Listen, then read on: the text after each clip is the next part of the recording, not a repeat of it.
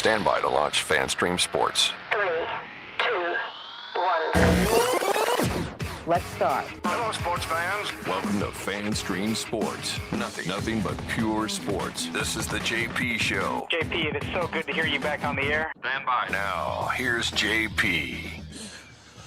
All right, happy Tuesday, everybody, and welcome to a very special edition of the JP Peterson Show as we celebrate one of the greatest hockey games in the history of the sport, with a lot of connections, obviously, to the Tampa Bay Lightning, and we're going to jump right into it. Erik Erlendsson and you will join can't us. say that with our guest on the phone listening to this. Well, you know, I'm very interested to get his perspective on this as a native-born Canadian, but Right. having lived a long time and played in the United States, like many of us, very torn in watching as we bring in the great Hall of Famer and the founder of the Lightning and the man that captained Team Canada to a win in the Summit Series in 1972 over the Dirty Russians, the great Phil Esposito. What's up, Phil? How are you? I'm doing pretty well, thank you. Well, it's been a few. As well as can be expected. As well as can be expected at my age, okay? Well, you're doing damn good, Phil. Let's just put it that way. You're living the life, the greatest life ever. Sure. I'm sitting there watching this game on Sunday, and just I love the patriotic stuff. I love the Olympics. I love every part of it. Canada was amazing in this tournament, in the game. Just give me your thoughts on what your feelings were. As I said, as a man who captained Team Canada, but has made so much of his life here in the United States. What was it like watching that game for you? Well, I said this as one of my buddies the other day, we were playing golf, and he said, "Who are you going to cheer for?" I said, "For the loser. Whoever loses the game, I'm going for. Whoever loses, okay?" Only because you're in the middle here, and look, there's no doubt in my mind when McDavid had the breakaway and didn't even get a shot on net. Yep. And then when Celebrini had the breakaway and he didn't get the puck up in the air enough on Hellebuck, I remember saying to my wife, who was watching the game with me, I said, "The United States is going to win this. It's like almost destiny. It's almost like destiny, these guys." I don't know why I said that. It just seemed that way. And as the game progressed, the saves that Hellebuck made, and it brought me to Vasilevsky. When Vasilevsky's on like Hellebuck was on, we go a long way. And not to put too much pressure on goalies, but that's where it's at. Yeah. Not that Binnington played bad in Canada. He really didn't. But Hellebuck was above and beyond. And that is one of the great goaltending efforts I've ever seen, tell you the truth. Yeah. But when McKinnon misses a wide open net on that spot, you say, oh yeah, destiny, man. It's destiny. And what was McCarr doing of all the guys to try to pinch like that? Wow. But not only McCarr, McKinnon had a chance to get that puck before Werenski and didn't do it. Little things like that changed everything.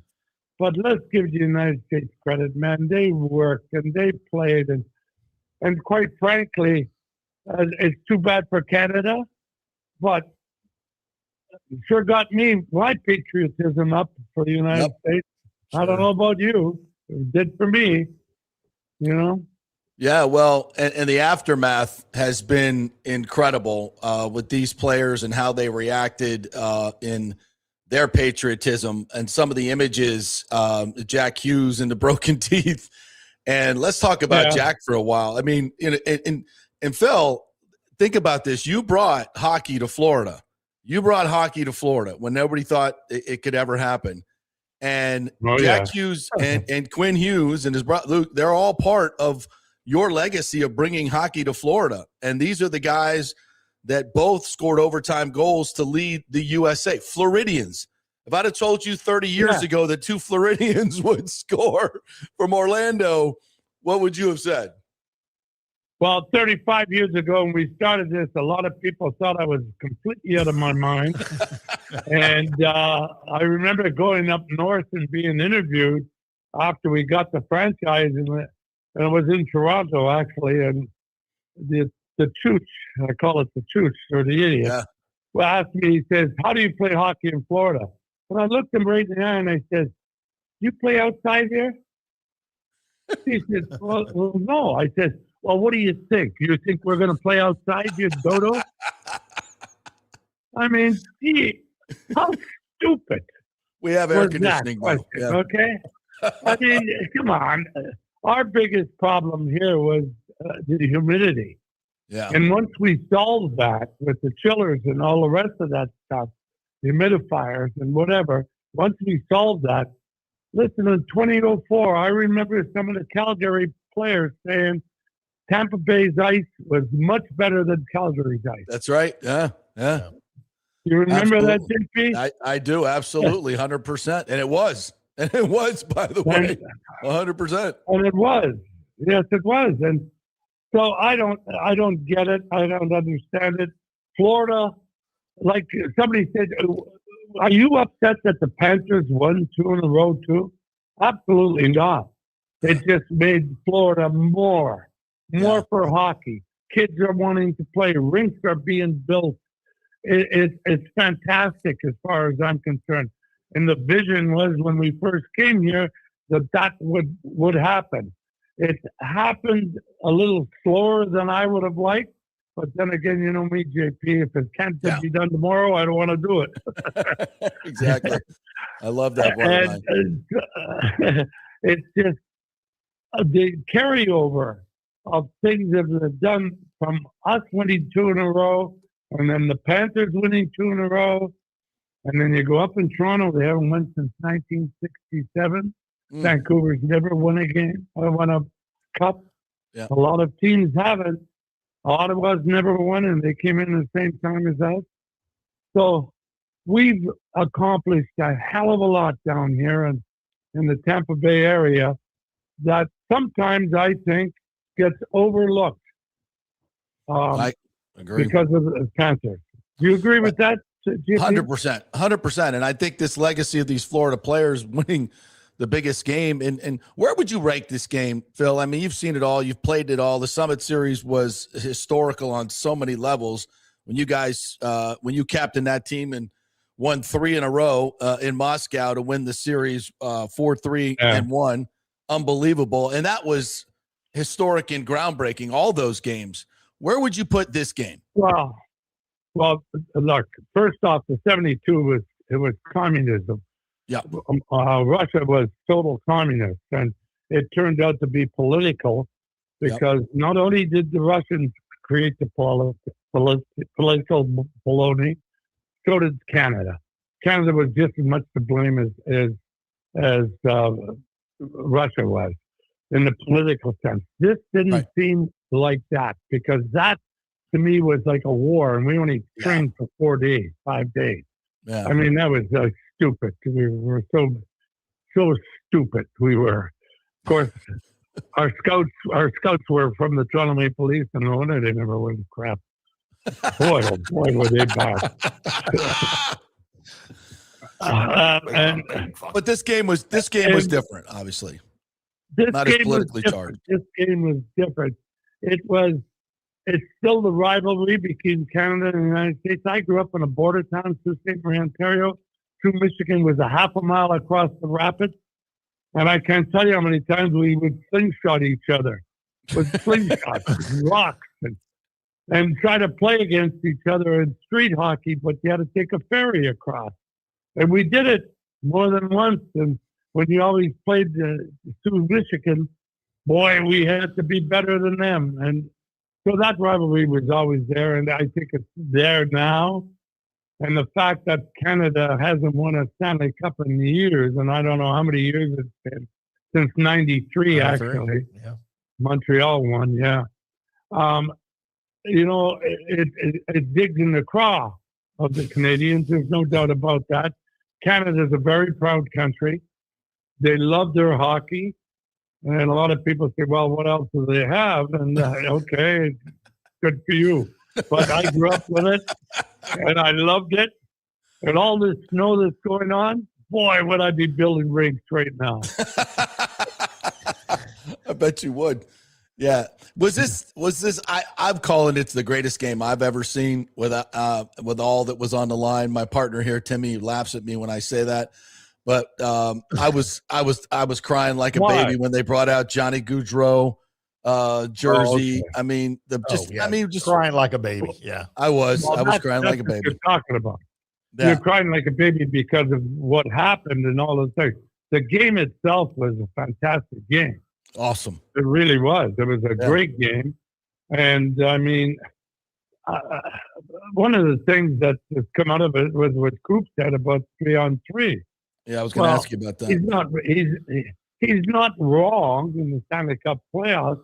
You play a 7-game series, but this was one game like the Super Bowl. Yeah, one game. You know, and if you wanted to play, I like this 20-minute 3-on-3. To tell you the truth, if we did it in our game, I don't think we'd ever have a shootout, and that would be great with me. Yeah. Because to win a game on a shootout, I don't agree with at all. Never have, and never will. But to win it in overtime, and if you go 3-on-3, wow! For 20 minutes, somebody's going to score. Yep. Somebody is going to score, and it proves out all the time. If you think about it, well, I don't think the league would ever adopt that. And let's put it this way: why did they do that? Why did they make the rules a 20-minute 3-on-3? Television. Yep. Television. NBC paid an enormous amount, I'm sure, for the rights to that. Oh, yeah. And they had a window of getting the game done. Then they had to have the closing ceremonies and a medal. So they had to have a time restraint. So I don't see anything wrong with doing the 3-on-3 for 20 minutes. You don't do it in the Stanley Cup because you play 7 games, a 4 out of 7. You just don't do it 4 out of 7. You know what I mean? What would you think, Phil, about going to a series like a best of 3 for a gold medal game in the Olympics? You don't have the time right now in between. Think about this. These guys are going up to the State of the Union dress today, right? Yeah. Most of them. Yeah. Then they got to play tomorrow night. The Lightning play tomorrow night. Yeah, So is Jake Gensel going to be up there?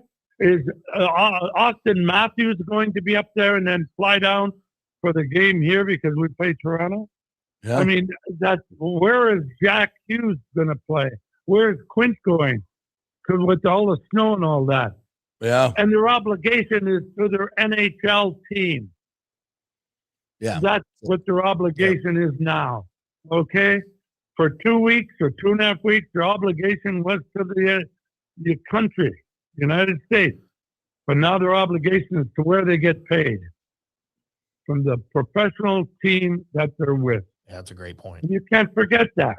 Yeah. You can't. It's a fantastic point. Hey, Phil, talk a little bit about Jack Hughes and these young American players and the American developmental system that has kind of produced these young players. And going back to when you guys made the game great, there were mostly dominant Canadian players. And now you guys, as I mentioned, you bringing hockey to Florida has opened the door for so many. Matt, we have kids from Arizona that are starring in this league. It just truly has become, obviously the USA and Europe as well. It is the greatest league in the world. And to see it culminate in this is pretty cool. In my era of the late 60s and 70s and a little bit of the early 80s, maybe 15% were from the United States. Maybe 12%. Now, could be 40%. Yeah. Maybe more. And you got the Europeans probably at 12 or 15%. And then you got Canadians. And really and truly, United States are leaps and bounds over Canada as far as development is concerned. They take it very seriously, but it's a different country. Canada's a different country. They different political views, much more different than we have here. Yeah. And you can't dissuade that. Taxes are insane. If I told you what my sister pays in tax, making $65,000 a year, you would go, "What the hell is that about?" You know what I mean? Hey, but they get free health care. Bullshit. I'm sorry. Yeah, that's a misconception. I know. Well, we got 70,000 people or so in my hometown of Canada, Sault Ste. Marie, and you don't have an MRI machine. You may have one. So you got to go to Sudbury, Wow. 180 miles away to get things done. Yes. That's crazy.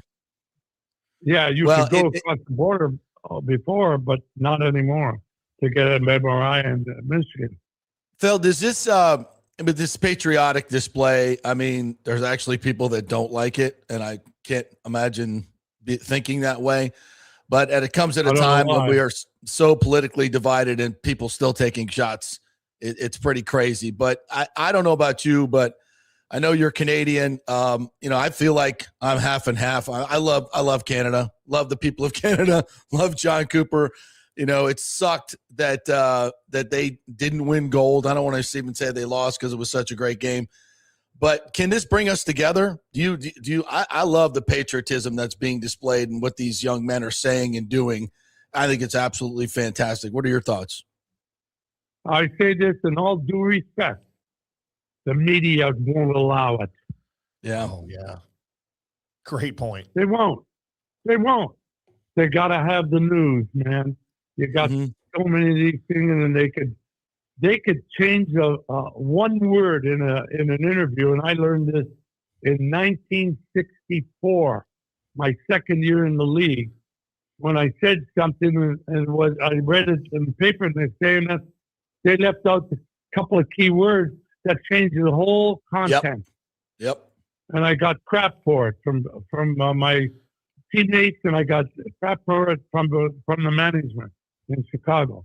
And I wondered, wow, boy, you got to be really careful. Yep. You got to be. And it isn't, and it didn't get any better, I can tell you that. In fact, it got a lot worse. No, it has not. And I feel for the guys. That's why a lot of them don't want to do interviews, because they transform your words and screw you up. Yep. And all of a sudden, it's all over this stupid social media that we have. And which I don't subscribe to, and I don't like it. I just think it's wrong. I like my privacy, and that's the way I am. But let me tell you, I am a Canadian-born American, because I'm an American citizen, and I've been living in this country for a long, long time, of Italian descent. And I don't understand why people can't get that. Okay, I was born in Canada, so I guess I am a Canadian. Once you're born somewhere, that's what you are. You can't get rid of that. But I'm an American. I've been living in the States. I treat America as my home, and that's the way I believe. It's where I vote. It's where I make my livelihood. It's where my children are. I still have relatives in Canada. I go there once a year to see them. And sometimes I can't wait to get out. Sometimes. But I assume you love listening to the players. Because of the political stuff like that. I can't wait to get the hell out. Anyway. I don't Maybe I get myself in trouble again, JP, you think? No, you're spot on, partner. That's why we love you. You tell it like it is. So did I get a final answer from you? Was this the greatest game you've ever seen played? No, I can't say that. I consider me playing in some of the greatest games ever. Yeah. Well, yeah, you're a little biased. Yeah. I'm biased because I play. Absolutely. I mean, watching the game. You should be. Come on, when I was 8 years old and watching hockey night in Canada with my dad and my brother and my mom, my old man making a pizza every Saturday night, and we'd sit there and watch the hockey game. Those were the greatest games I ever saw. You know what I mean? Yeah. As the years go by. And look, I just think that, was it the greatest game? Probably in a lot of people's minds it was, because they won, because the United States won. Yep. And tell you the truth, Canada was a better hockey team. I agree. They were. Just ask Nathan McKinnon. He'll tell you. I mean, yeah, he'll tell you. And he's right, though. They were. They were the more talented. But they got beat by a superb effort from the goaltender and then a superb effort from the rest of that United States team. Superb effort. You cannot knock, and not that the Canadians didn't give a tremendous effort too. That's why you thought it was a terrific game. Yes. If U.S. had lost, you wouldn't have said that. No, I would have. I would have. I would have. 100%. 100%, Phil. Sure, Come on. Come on. Yeah, sure. I sure you would have. I swear.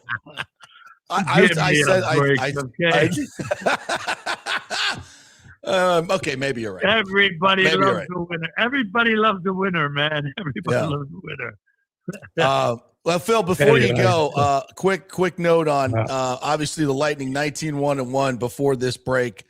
An incredible stadium series. I mean, that's one of the greatest games I've ever seen right there, that game. Yeah, that was an event that I will never forget. Incredible. From being frozen out of my booth. Yeah, it felt good. And watching this game and praying to God at the beginning, please, just don't let it rain. Don't let it rain, please. They had to heat up the ice. Miserable. Yeah, from that. Christ. I know they had to heat up the ice. Insane. So from the stadium series in 19-1-1, and now the Olympics with Coop and Hagel and Gensel, and now we all got to turn the Titanic around and start getting back in line here, heading towards the Stanley Cup. How did they respond and come back from all this hoopla and get focused back on the Lightning? Well, right off the bat, they're going to have 4 games in 6 nights. Yeah, I mean that's incredible. And my feeling is, if Vasilevsky continues and he didn't lose a little bit of that mojo, he was on a roll, man, big time. The team was on a roll. Now they've been off for 2 weeks or something, maybe a little longer. Yeah. And you got to come back and get that mental ability back in your mind. And it's not the physical part so much, because physically they're going to be fine. It's the mental. To get back into being mentally sharp in the games like you were. Don't make those stupid plays in your own zone that we were noted for at the beginning of the year, that we got away from and really, really played really well. And then whenever there was a problem, Vasilevsky was there, and he made the save. And even Johansson was there. So when you get that goaltending, and it was proven right there in the Olympics, you get that goaltending, you got more of a favorable chance of winning than losing. And if Vasi can give us that like he's been, we're going to be fine. But you're going to have back-to-back games, and it's going to be, I think we're going to have some more injuries. Everybody is, because these guys' bodies can take so much. Yeah. You can't be shoving all these games and then going into the playoffs and shoving games there again. That's why I was against the Olympics in the middle of the season like this. But the players wanted it. Yep. The owners didn't, but the players did. And so they got it. Well, I think it's good for hockey. Live by it. Yeah, I think it's good for the game of hockey. I think the game of hockey won more than anything for that gold medal game. The women's gold medal game, over 7 million people watch that, maybe more. I can't imagine what the ratings are going to be like on this one. Too. Yeah, fantastic. By the way, those girls, that American team was really good. They're good. This girl, Harvey, number 4 that played, She can skate, and she's smart, and she can make some plays, real good plays. And it was good for Hillary Knight, really good. She scored that goal and got everything going, and probably her last Olympics, I would assume, like Sydney.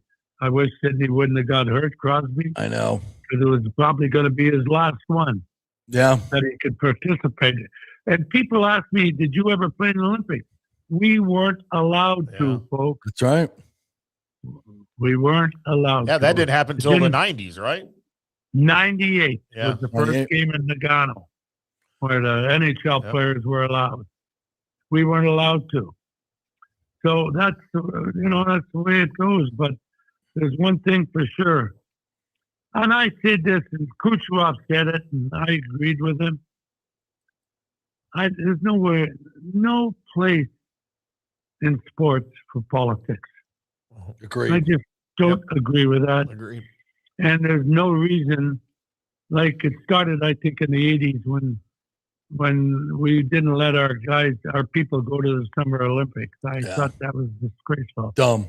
After these people working their butts off for all their lives to get there and not being able to go and not allowing the Russians to play in these Olympics, Winter Olympics with the hockey team and all that. I also thought that was wrong. Same as the Four Nations tournament. Yep. I didn't agree with it. And, Coach lives in the United States, and he really likes it here, but he really would have liked to perform in there, and so would have Vasilevsky. Absolutely. I would imagine. That'd have been a pretty good Russian team. It would have been a very good Russian team, and it would have been a terrific Olympics, even made more. But the fact remains, they didn't, and the United States won, and good for them. All right, Phil, thank you for being so generous with your time. As always, my friend, we'll see you tomorrow night. I'm sure we're going to have some type of celebration for the whole Olympic thing. So we'll see what I'm sure it'll be a great time again at Benchmark International Arena as we get back on the ice. Thanks, Phil. Appreciate you. Look, thanks, JP. Take care. Bye-bye. Right. There he goes. The great Phil Esposito right there. How about that, man? He doesn't hold back, does he? No, he shouldn't. Well, I guess I'm frozen here, huh? But you're in a very thought-provoking. Very, very pensive. You're deep in thought right now. The thinker right there. There it is. The thinker, JP. My version. I got to screenshot that. Hang on a second. I got to use that on. Please do. I guess I can pick my nose now if I have to. Whatever. If you're going to scratch or pick, you need to do it now. Yeah. All right. Well, that was great. That was fantastic. Phil's the best. Man, he's the absolute best. Does not hold back at all. So here's a question for you. So the Lightning don't have any statues or anything, right? Of ex-players? Yeah, we got a statue of Espo out front, and we got a statue of Andrew Chuck. Okay. I was going to ask if Espo, there has to be, if there's not, there had to be a statue in the works for Espo, right? Yeah, Espo's right out front, and then Andrew Chuck's on the Thunder Alley as well, holding up the cup. Where's Vinny LeCavalier and Martin St. Louis, man? We don't have they're not statue worthy, evidently. Where's the JP Peterson statue? And what's it made out of? Horse manure. Clay. It's just clay. It's bullshit. Thank you very much. And it's smelly too. Wow. Yeah. All right, we'll take a quick break. Erik Erlendsson going to join us in our second hour. He's going to join us live from Benchmark International Arena. Oh, it almost slipped out there. You almost said it. No, I did not. I didn't finish it. Almost. All right, so we'll chat with him. We're brought to you by the great folks at Pitch Roofing. Don't forget to get your free estimate and get in the running for 2 Lightning tickets in the Mark, the all-inclusive food and beverage club at a Benchmark International Arena. But get that free estimate from Pitch Roofing. We had the guys on last week and educating you as to what you need to do to get your roof repaired, or if you need a new roof. Or they'll come out and tell you if you do need a new roof, by the way, and they'll be honest about it. Tell you how much life you have left in your roof. Go to the website, pitchroofing.com. Give them a call and tell them JP sent you. Great folks over there. Back in 3. For Pitch Roofing, one of our new sponsors and the most reliable and honest roofers in the business. They love the Lightning, and Bolts fans be entered to win a pair of premium Mark Club seats with every free roofing estimate from Pitch Roofing. Seats include food and beverages, early access, premium entry, and a backstage tour of Lightning Vision with yours truly. Always get 2 to 3 estimates when replacing your roof, and be sure to include Pitch as one of those roofing companies. With a free estimate from Pitch, they're not trying to hard sell you. They educate you on your roof and the process.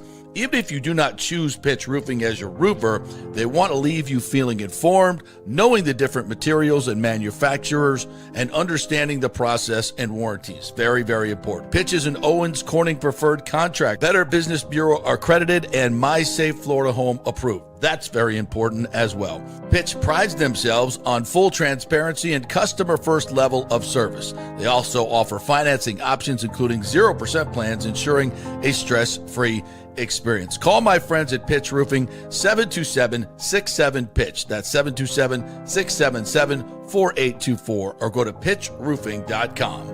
Pitch Roofing, roofing done right. Italiano Insurance would like to congratulate the Bucs on their 50th anniversary season. And you know what? We've been here for every season and then some, over 60 years in business. We've seen some smart coaches with great game plans, but if you don't have flood insurance or business insurance, that's a terrible game plan. That could ruin you financially. You don't want to take that L. So call 813-877-7799 and let their friendly agents quarterback your insurance and save you big money. Italiano also sponsors our FSU report every week, so go Noles. 813-877-7799 or go to italianoinsurance.com. JP here for Riveters, the official sports bar and grill of the JP Peterson Show. We're located just south of Ray J and Steinbrenner Field, so it's a great pre- and post-game spot, and the happy hour is amazing. Monday through Friday, 3 to 7. Check out these specials.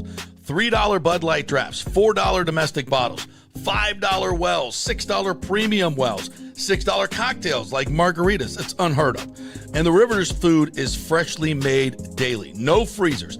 Happy hour food specials include $3.50 tacos and barbecue sliders. $6 you get edamame or chips with the beer cheese, which is amazing. $8 buffalo chicken dip, my favorite. The truffle fries, chili cheese fries, also $8 at happy hour. As well as other specials throughout the week, including Taco Tuesdays, you get $3 tacos, and Wing Wednesdays, 7 o'clock to 1 a.m. in the morning, you get our amazing wings, 5 for $5 and $5 wells and wines. That's a good Wednesday night. So if you're tired of the preppy, overpriced generic sports bars, come see the amazing, friendly bartenders and staff at Riveters, where customer service really matters. Riveters, just south of where the Rays and Bucs play. We'll see you there. Sports fans, it's time to gear up. Head to fanstreamsports.com and check out our brand new merchandise store. We're talking bold t-shirts, 3/4 zips, hoodies, hats, mugs, and more. Everything you need to rep your favorite shows and your favorite crew. Whether you're rolling with the JP Peterson Show in Tampa Bay, From the Rough in Dallas, the Tim May Show featuring Clay Hall, or the Jeff Thidoff Show in Ohio, or any of our FanStream Sports original programming, we've got the perfect look for game day and every day. So don't wait. fanstreamsports.com. Click merch and grab your gear now. Wear the stream, live the stream, fanstreamsports.com. Hey, kick off the new year by impressing her with a real diamond, a natural diamond, from Golden Diamond Source. Don't start with a fake diamond, guys. That's a really, really bad idea. And if you're ready to pop the question, find the perfect engagement ring at the Golden Diamond Source, just like I did, just like Nick did. It is the best selection, the best staff, the best everything. And discover the new Emily collection by Emily Johnson Weintraub, a sleek and modern jewelry line that makes everyday gifts absolutely extraordinary. And by the way, gold prices have never been higher, so turn that old unused gold into cash or a stunning new piece. Just take it on down to the Golden Diamond Source and trade it in. Lots to get done at the Golden Diamond Source this new year. Start with an engagement ring from the greatest, the Golden Diamond Source. 3800 Omerton Road, always online at the Golden Diamond Source. It's the love you give only at Golden Diamond Source. Experience the art of driving at Genesis of Tampa, where luxury meets innovation and every detail is crafted for you. From the bold G70 to the refined GV80, Genesis delivers power, elegance, and technology years ahead of its time. Book service online, and our Genesis Experience advisors will pick you up and drop off your vehicle. If available, you can enjoy a courtesy car while yours gets a complimentary interior vacuum plus a generous offer for your trade. Every new Genesis comes with the Miracle Advantage Plan, 10 years or 250,000 miles of powertrain warranty and 4 years of complimentary maintenance. Visit us at 801 East Bears Avenue or online at genesisoftampa.com. Genesis of Tampa, luxury redefined. Let's go. Right now, back to the show on FanStream Sports. All right, welcome back to the JP Peterson Show. Brought to you by the great folks at Italiano Insurance. Let me get this other camera up, see if we get the... Where are you? I can't find you. I'm still frozen. Hold on. What the hell's going on around here? I'll give you that other camera. See if that works. What's up? What's up with my other camera? You got me. Just I'm not there. What kaput? I don't know, but okay. I don't. Well, let's see. I can't hear you now because you took the other camera out. The other camera is your main camera as we produce on the air. You need to change your main camera to the wide angle shot you have there. As he takes us both out of the Stand by for news. producing on the air. Producing on the air. But, I think I'm The out question to of go the day, Bucs fans. Should JP get a new camera for the studio? I don't know. Do I need to make a trip to Tampa just so I can We might need that. fix some things? So just assign the wide shot as your main camera. Okay. How do I do that? Just go into your camera settings and select that camera. Well, it only gives me extra camera. All right, hold on. Stand by. No, go to. I got you. I got you now. Hold on. I got you. No, it's not working. Well, you're on now. Like it should. What camera are you on now? The wide shot. This is awesome TV. All right, I'm tired of that music though. Here, let's. So where are you going to settings? You're out again. As many of you will notice, here in the Dallas studio, I have replaced my Tampa Bay Buccaneers flag with the American flag. Because Olympics and stuff. And by the way, some of y'all saw my social media posts as JP tries to figure out his situation. Y'all saw my social media post about the Olympics and the gold medal game and blah, blah. Look, I was not bashing or anything anti-USA hockey. That wasn't what was happening. I was simply displeased with the presentation of the game. And I was already saying that when Canada was in the lead 1-0. Had nothing to do with who won the game. I was not happy with the format. I was, first of all, and y'all know this because I talked about it when the Olympics started, I wasn't happy with the sheet of ice they were playing on. That is not international ice. That was European ice. Many of you think it was NHL ice. It was not an NHL size rink. It was a European size rink, which differs ever so slightly from the NHL size rinks. But this was international hockey. This was not European hockey. They should have played on an international sized ice sheet like they normally do in the Olympics. And that's all I was saying. I didn't like the ice size from the get-go. And for those of you that don't know, international sized ice is wider than NHL ice by a lot, by like 13 or 15 feet, I want to say. But it's also shorter. It's shorter by, I don't know, 5 or 6 feet. But the room behind the goal behind the goal is actually wider. So I prefer. Oh, do we have JP back? I'm back. Hey, look I'm at back. that. So I prefer the international ice for Olympic play. Number one, I was butthurt about that the entire time because that's one of the appeals for me for watching international hockey, especially in the Olympics. Number two, the 3-on-3 was a farce.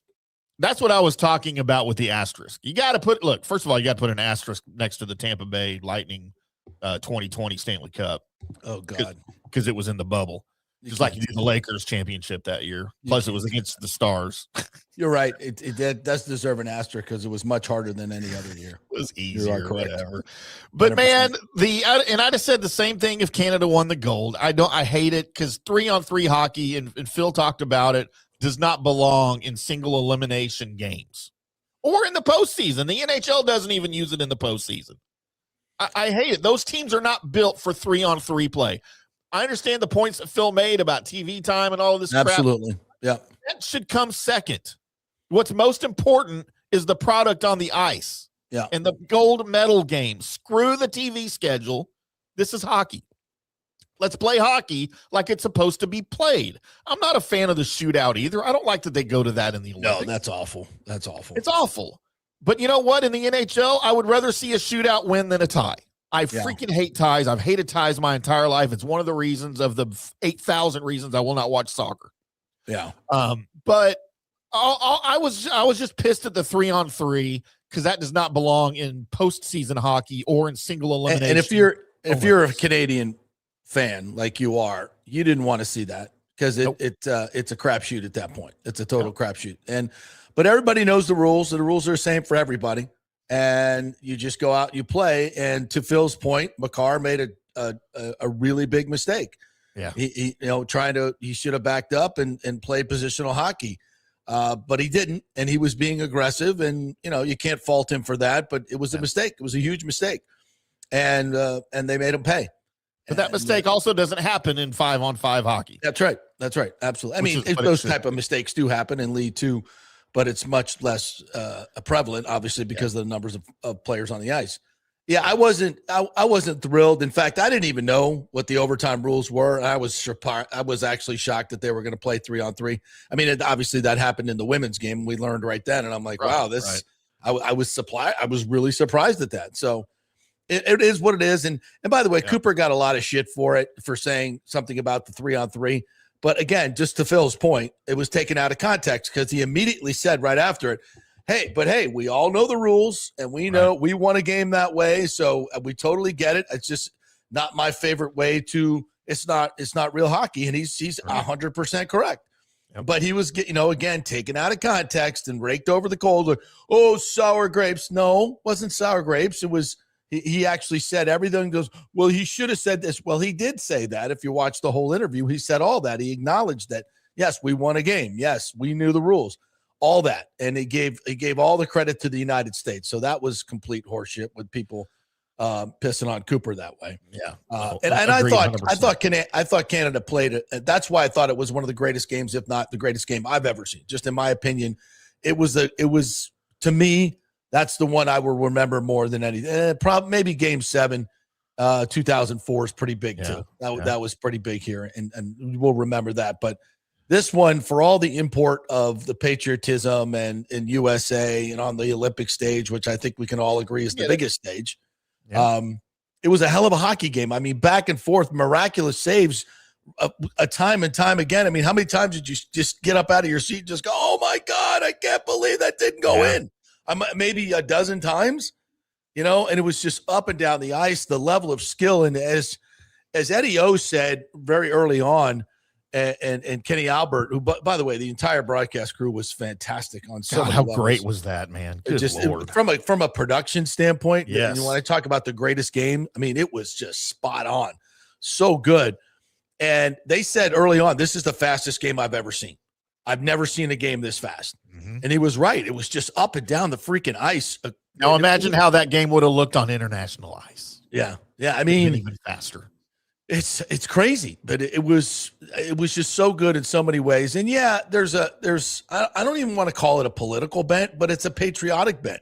Sure. And that part of it, I just love. I'm a sucker for patriotism. Sure. And I love the red, white, and blue, and the free bird, and the Toby Keith song in the locker room. And last night at Club 11, I'm going to say, Timmy, this is the first time that the Star Spangled Banner has ever been played or sung in that nightclub. You can bet your ass on that. And it was Team USA last night.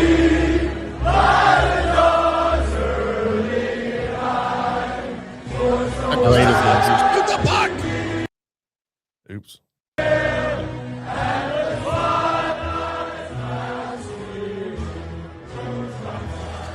have to stand up and take my hat off.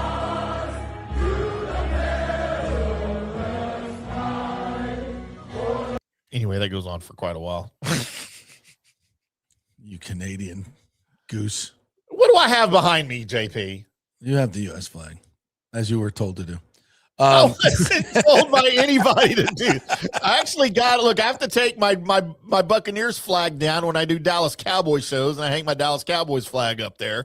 And then this morning I reached over because Bucs flag's right here to my left on the wall. I happen to stare into the production room to my left, and I have that hanging in the production room all the time. That's where it stays.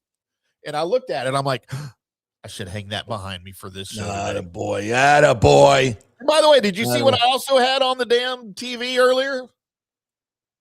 What's that? I had this on the TV. I think maybe I changed it right before we started. Attaboy.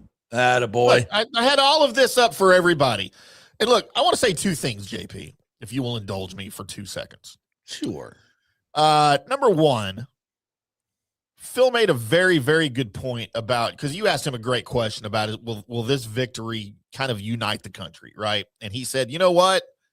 No, because of the media won't allow it. Yeah. And you know what? We already have an example of that with the U.S. women's hockey team declining President Donald Trump's invitation to the State of the Union address for very legitimate non-political reasons, right? It's just, they have several scheduling conflicts. This was a last-minute invite.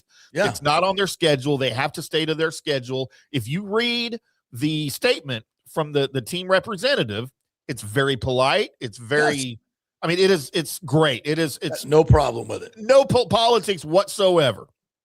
Yet the media is turning it into a political thing. Yeah, and all I have to say is the United States women's hockey team is not the United States women's soccer team. Don't ever confuse the two, because they're not even close from each other. Not even close. So they will come to the White House at another time. They will. Absolutely. They just couldn't do it for. And by the way, when I watched the whole Cash Patel Trump, when he had him in the dressing room and the players were on speakerphone with the president, he said, "You guys know I have to invite the ladies too," and everybody said like that was some slight at the ladies. I mean, come on. I mean, we're going to parse the language like that? Absolutely not. And of course, the players were like, "Hell yeah, they're coming." I mean, but that was somehow a slight on the women's team. I mean, come on. Again, let's turn everything political, right? Everything's got to be political and try to take a shot. It's just, listen, he makes a buffoon of himself enough. You don't have to make it up when he does. We don't need help making plenty him of look stupid bad, okay? ammunition. You don't need to make stuff up like that. It is distressing that it has been made political, as I knew it would be. We can't have anything nice. We can't have anything nice. We have to spoil it in some way. And the people that are doing that, shame on you. Shame on you. It's just disgusting on so many levels. And then my other point about this game is I was having bad PTSD Vietnam flashbacks, JP, watching Canada with all of the opportunities they had to win that game. McKinnon missing an open net, just poor decisions on the ice. I had bad flashbacks to the 2000 Stanley Cup Finals. Dallas Stars coming off of their win in 99. They make it back to the finals. They're going against New Jersey, probably a better team. That is the series in which Eddie Belfour in game 1 gave up 7 goals drunk. That they credited to, well, he had a cold and he had a bunch of cough syrup before the game. No, he was, and he'll tell you like in private, he was drunk. He was drunk for that game. And he allowed 7 goals. And I was actually in Florida. I was in what's it called? Not Kissimmee. What's the Disney Kissimmee Celebration? I was in Celebration. Okay. Watching that game. Anyway, I was visiting a friend back then. So, but then it was in the deciding game, Dallas was down. They had every opportunity. They played better than New Jersey. And then Joe Nieuwendyk, maybe my favorite Stars player of all time, least favorite GM of all time, is the exact same shot that McKinnon missed. Yeah. Martin Brodeur was sprawled eagle in the crease from the same angle, the same spot, everything. And he can't elevate the puck, and he misses the net. And it was just, I had flashbacks to that shot. Stars end up losing the cup, and that was the deciding game for. By the way, Jason Arnott scored the game-winning goal, who the next year was a Dallas Star, which was weird for me. But look, Canada, yes, Nathan McKinnon was right. They were the better team. But you know what? That doesn't matter. That's why we keep score. In that game. But it doesn't matter. Because that's why we keep score. If we weren't going to keep score, then they'd win the participation trophy. Yeah, I mean, but no. To your point about the greatest game you've ever seen, I don't think it's the greatest game I've ever seen. Was it up there? Absolutely. Just because of the speed, the skill level, these guys playing on the same team in the NHL and battling each other on opposite ends of the ice in international play. I will also say, I kind of liked the Four Nations tournament better. I don't know why. Yeah. To me it was better. Now this one being on the Olympic stage, and the fact that the United States had not won Olympic gold in 46 years, the same day. Did you see the Miracle on Ice, the movie? Oh yeah, about where they scratched Jack Hughes. Have you seen that? Are you freaking kidding me? Yeah. These time travelers, I think, hang out in Hollywood. There's no how in the effing world? Isn't that crazy? If you haven't seen this, so in the movie Miracle, at 51 minutes, they're doing a little montage of how the guys were, trying out for the team and getting cut. And there's a place where the coach scratches out a name, and it's Jack Hughes, and then he walks over to the locker room and takes the masking tape name off the locker. I'm like, are you freaking kidding me? And there really was a guy, Jack Hughes, who tried out and played for Harvard and didn't make it. Real person, yeah. Are you freaking kidding me? Like, come on, get out of here. Life imitating art right there. And then have you also seen that Mike Tirico called the 2004 Olympics with the Hughes boys' mother as the color commentator? Oh, that's right. That's right. And she was she played in 80. What was it? 84, I guess she played on the first women's hockey team, U.S. women's hockey team. Yeah. By the way, how about Mike Tirico after that guy get choked up? His words after that game and his summation of the day, boy, I don't know. I got to know this. And it might taint it a little bit, but did somebody write that and put that in the prompter for him? I don't think so. No, it's my understanding that was all him off the top of his head. I think that was a gold medal performance. His summation and his unabashed patriotism in a moment when I'm sure a lot of people didn't like it. I really appreciated it. I really appreciated it, especially coming from a legacy media company. NBC did a hell of a job with these Olympics. They really, really did. They leaned into the patriotism, which I wouldn't, beforehand. Hell, I even saw ESPN tweeting out Jack Hughes' patriotic interview. I mean, I'm like, somebody hacked into the ESPN Twitter account. Somebody's getting fired. Somebody's getting fired for this. My God, it just hockey culture just in general wins this week. It is such a, the things that are, such a foundation of hockey culture, the work ethic, the passion, the toughness. I mean, I love the memes going around this weekend showing when Anthony Davis got his finger jammed and was out for the season. And when LeBron flopped the other day, when he got a little elbow in the ribs, it was down on the floor like he just got shot. And they're showing Jack Hughes in the corner with his blood coming out of his mouth. I mean, it's just, absolutely loved it. And just the toughness, the humility of hockey culture, as you saw so much. Every one of these players deflecting credit to the team, unabashed patriotism. Just, I love it. I love every bit of it. I think we got Jack Hughes here at that interview if you want to play that. Are you guys excited to be going to the White House and meeting Trump? Yeah, we're excited. I mean, anytime, like, everything is so political. We're athletes. We're so proud to represent the U.S. And when you get the chance to go to the White House, meet the president, we're proud to be Americans, and, that's so patriotic. So no matter what your views are, we're super excited to go to the White House tomorrow and just be a part of that. How do you feel about the women not going?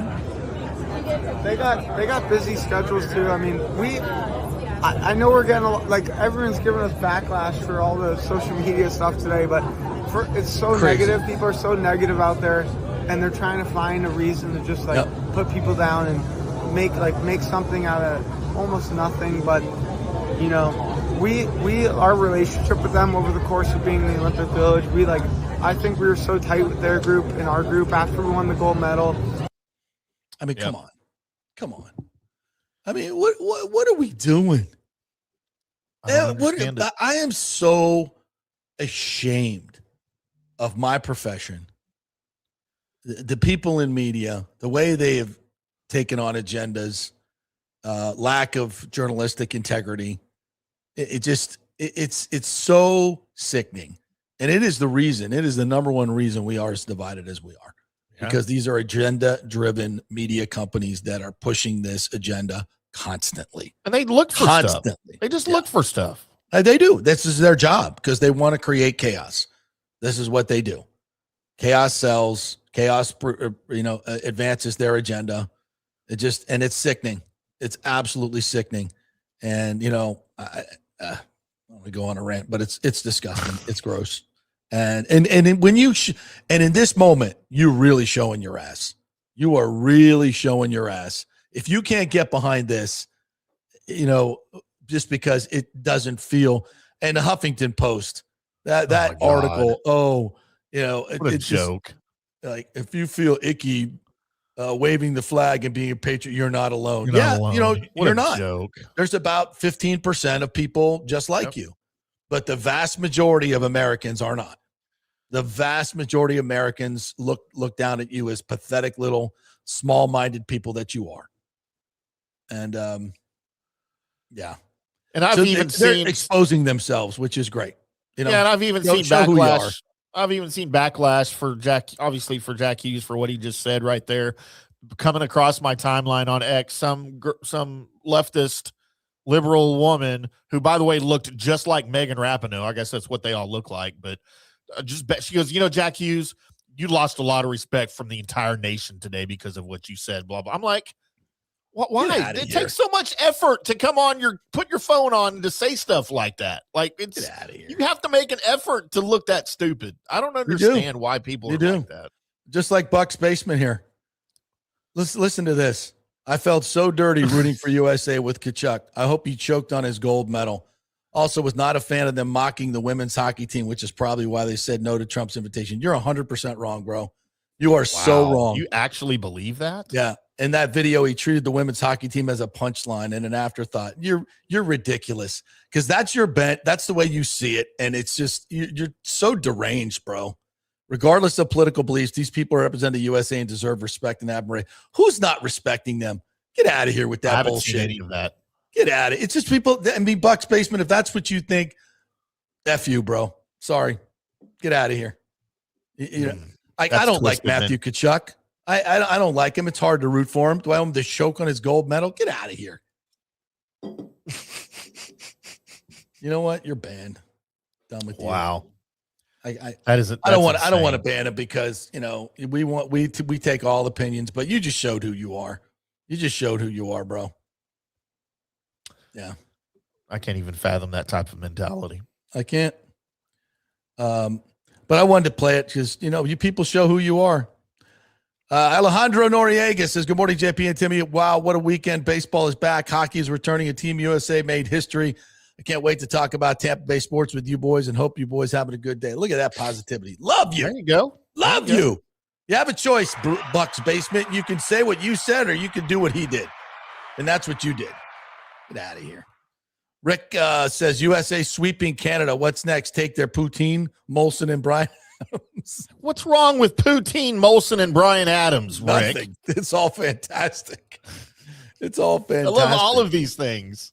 I prefer Labatt's, but Molson's. By the way, and this is, and a lot of people that were posting the anti-Canada stuff. I wasn't playing into that.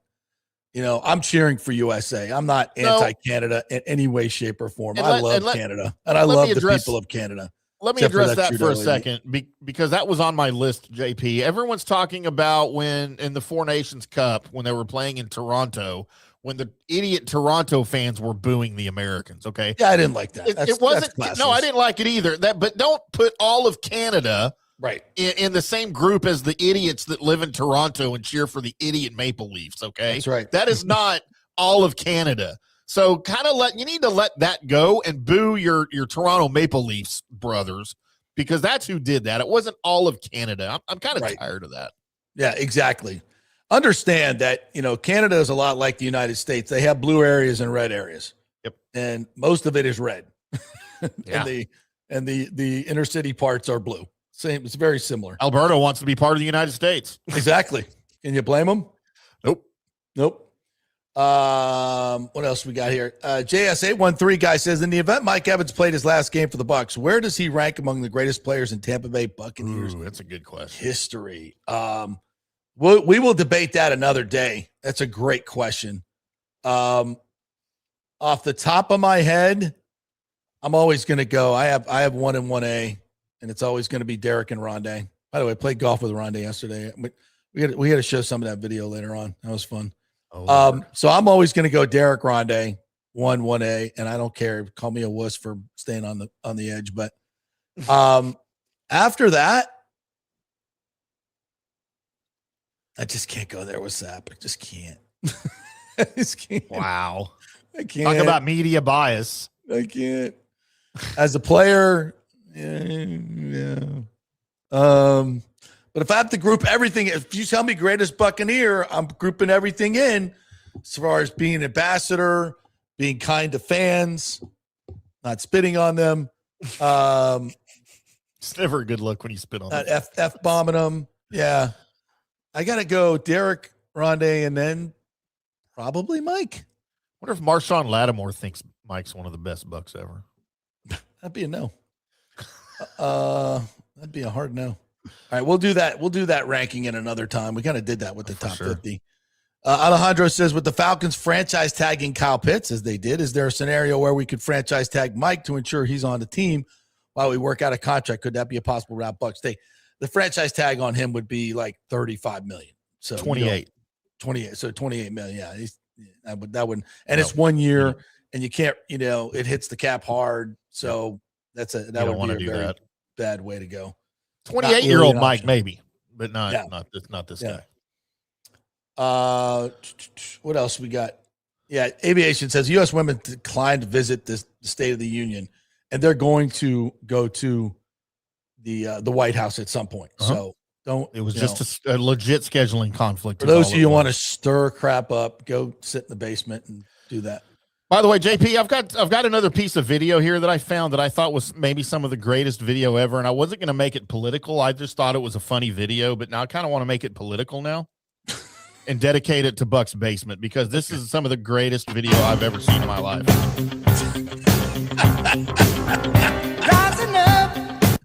Probably need to pull the audio down or we'll get banned. But I just thought this was, I didn't know Trump was a lefty. Well, that's weird. That's weird. Right? Shouldn't be a lefty, no. No, he shouldn't be a lefty, but it's pretty funny. That doesn't fit at all. I just thought whoever put this together with their AI skills, I guess it was with Grok, which is the Elon Musk AI. Look at that hit on the Canadian right there. And then he pulls off the gloves and he's ready to go to town. I just thought this video was just great. It just cracks me up. People can't laugh, though. They can't laugh at that. And look, I was going to show that before Bucs Basement. I wasn't going to make it a political thing. I just thought it was funny. But, it would have been funny if it was Gerald Ford, too, by the way. Yeah, if it was Biden, he couldn't skate. No. Which is more, either can Trump, let's just be honest. John Hill says, which is more valued as a hockey player, the gold medal or the Stanley Cup? Oh, I think it's the Stanley Cup. I've asked that question to people that have won both. In fact, I did just ask that to Freddie Modine a couple weeks ago. He was a guest of ours on Lightning Hockey Night Live, and you'll always get a very measured answer. It's just different. It's different. We're playing for your country is the greatest honor ever. It's fantastic winning as a team in that way and representing your country. And then as a Stanley Cup, it's the ultimate hardest trophy to win. So it's always pretty much a measured answer. I don't think I've ever heard anyone go one way or the other. Yeah. To be quite honest. I will tell you, I did have a drunken conversation with one Mike Madonna one time, who of course represented Team USA. And he, in an inebriated state, told me that the Stanley Cup is more important personally, right? Because that's what you grow up really thinking about more. But the gold medal was just something out of patriotic pride. Like, I don't know if that means anything, but that was his answer in a very honest state of mind that he was in at the time. Well, that's it. That's interesting. Yeah. Am I hearing that somebody put in the chat that the Bucs are going to play in Munich again this year? Did I just see that? Trying to double check that on Twitter. I haven't seen it, so we'll double check that. And Mike H said Cash is still chugging cheap beer. See him in the. And again, what's wrong with that? Like, what's wrong? So why do you have a problem with that? Aviation says I can see Mike in San Francisco. Who I didn't gross? even thought Not about me. the 49ers. Gross. Yeah, I don't know about that. Said, how long can Mike hold up in a cold winter like New England or a cold summer like San Francisco? Good morning to you, Nathan Elliott. Michael LaRue says, would Kirk Cousins follow Zach Robinson here on a veteran minimum deal? He'd be a great scout team quarterback going up against Todd Bowles' defense in training camp. Indeed, he would. And he would maybe give Todd a little information on why his defense is so easy to dissect. Well, hopefully Zach Robinson is giving him that information as well. But it's pretty obvious why it's so easy to dissect. Everybody's figured it out. So, and basically, we've talked about this before, his defense is complicated, but yet very predictable. There's certain things you can do offensively to dictate what the Bucs do defensively. And if you want to take Yaya out of rushing most of the time, you can do that with certain, sets and formations and motions, because there's automatic rules that any person on that front seven, their responsibilities can change as the play develops. And, if a tight end goes this way, goes that way, then everybody, and that's not unique just to his defense, but his defense seems a little bit more complicated, a little bit more rigid in terms of trying to get out of things and checking out of things. So when you're not checking out of things and not disguising well, the other team, it becomes very predictable. And they can also dictate based on your rules, favorable matchups, which you see all the time is getting, Austin Eckler in the flat on Yaya Diaby in a key situation in a playoff game. And that's why when, stats are a little bit misleading, because great offensive coordinators will save certain plays for certain situations. They could run them all game and probably run up more yards, but they'll save certain plays for certain third down and goal line situations to be able to, surprise the defense and not make them aware of it and create a favorable matchup. And the great play callers know when to do that. And that affects out winning or losing games. So that's why, sometimes your numbers might be good, but you're not winning games. And you'll see that a lot with Todd Bowles' teams, because he's not a good manager late in games. He's terrible, as a matter of fact. And that's what the numbers say. Rick says, unfortunately, JP, the media is an issue. There were actual articles written about the stress and anxiety of rooting for the U.S. in the Olympics. I'm sure there are certain people that feel that way. I get it. But I don't think they're very deep thinkers. And I think they're very much affected by the agenda-driven media. And if you're in certain silos, you're only going to see certain things, and that works both ways. That's why the agenda-driven media is so bad. Because people think it's real, and it's not.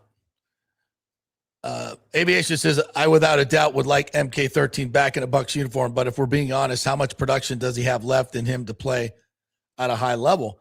This is part of the deal. I don't know. I mean, I saw him have his best training camp last year. I saw it with my own eyes. He never looked better.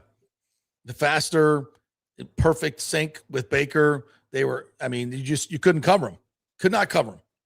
And early in the season, it was great. I thought he was going to have a huge year. And, it didn't, with the clavicle and the hamstring again. And the hamstrings are a problem. They're a chronic problem. All right, we'll take a break. We'll come back. Erik Erlendsson set to join us live from Benchmark International Arena as the Bolts are going through a skate this morning. I do not know if Jake Gensel is there, but I'm guessing he is not. As a member of the USA hockey team. Would think not.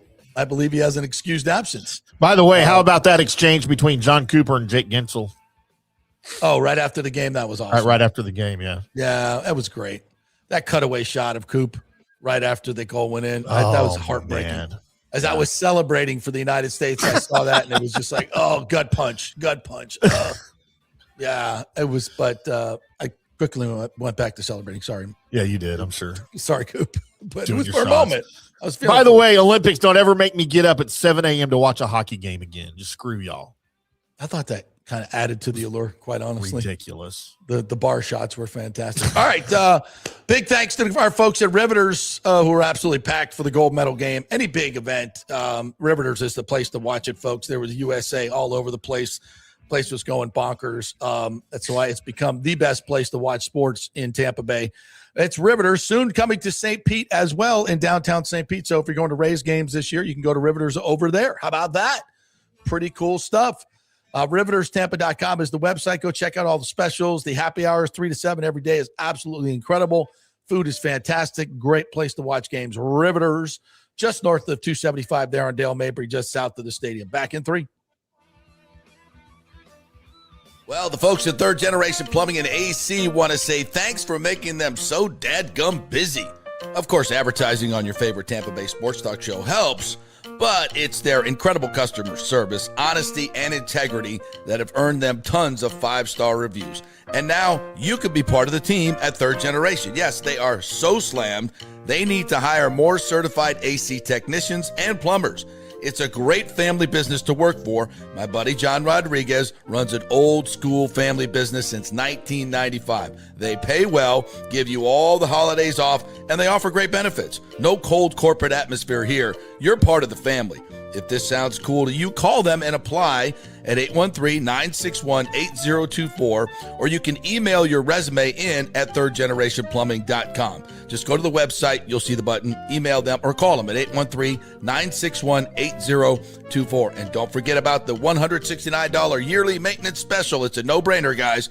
thirdgenerationplumbing.com, and they also do AC. Ciao, Paolo Tini here, owner of Caffè Paradiso, voted number 3 People's Choice Award on Open Table. I want to thank all our loyal family of customers that have been enjoying our great traditional Italian dishes we make from scratch every day. It's a great family story we're proud of. Our family moved from Rimini, Italy in 1984. My dad, Caesar, started Donatello, and that's where I got the start in the restaurant business. I started Caffè Paradiso on South McDill in 1995, and we've been there ever since. From our traditional ossobuco, a veal slow roast for 4 hours, to our daily fresh catch, the Gruppo Paradiso, with a piccata sauce and lobster claw meat, homemade pasta like lasagna, farfalle salchicha, which is a bow tie pasta homemade with fresh sausage. Hold on a minute, JP's favorite. I love it. So come and have a glass of wine with me on South McDill. Get a reservation on Open Table and see all our 5-star reviews. Ciao, see you soon at Paradiso. Welcome to Kingmakers, home of the JP Peterson Show studio and Tampa's premier business networking and social club for members only. By day, it's an exclusive, vibrant co-working space with a stylish conference room focus rooms, a full production studio, and an in-house marketing team. And by night, Kingmakers transforms into a sports-centric social hub with a full sports bar, golf simulator, and exclusive events. For young entrepreneurs and seasoned professionals, it's the perfect place to work hard, play hard, and make big moves in Midtown Tampa. Close the deal, celebrate the win. Only at Kingmakers. Become a member today at kingmakerstampa.com. Your business, your club. Hey, JP here for my concierge medical professional, Chris Lugo, PA. You've heard him on the show for a couple of years where he shares invaluable medical, nutritional, and supplement advice. With Chris, it's like having a medical provider as your best friend. What I love about this concierge service is the convenience and support he offers. I can text or call him 24/7 with any questions or concerns, and he'll promptly call in a prescription if needed. No office visits or copays required. It gives me peace of mind knowing I have someone genuinely invested in my health, not just focused on insurance profits. And the best part, the Bay Area Modern Medical Center's personal concierge service is more affordable than you might think. Don't let insurance companies dictate your health care. Take control of your health and wellness today. Visit BAMMC.com for more information and to schedule your initial free consultation. Empower yourself and take charge of your personal health with BAMMC.com.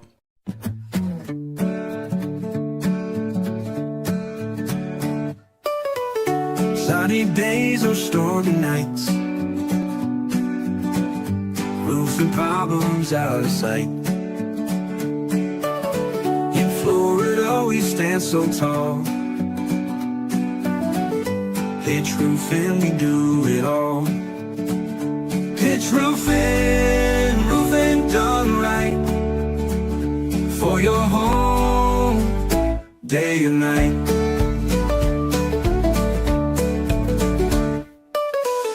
When the hurricanes roll in,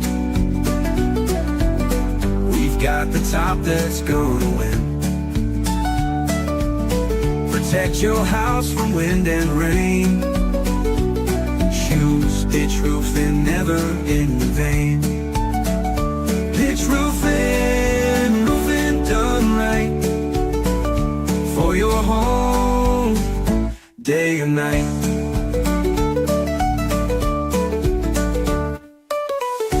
Call us now for peace of mind.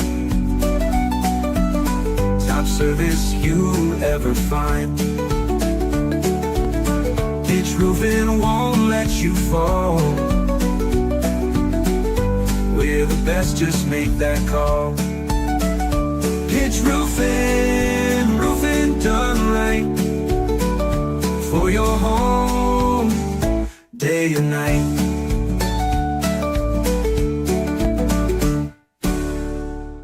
Let's go. Right now, back to the show on FanStream Sports. Welcome back to the JP Peterson Show as we celebrate the greatest game in hockey history. At least for me. Recency bias.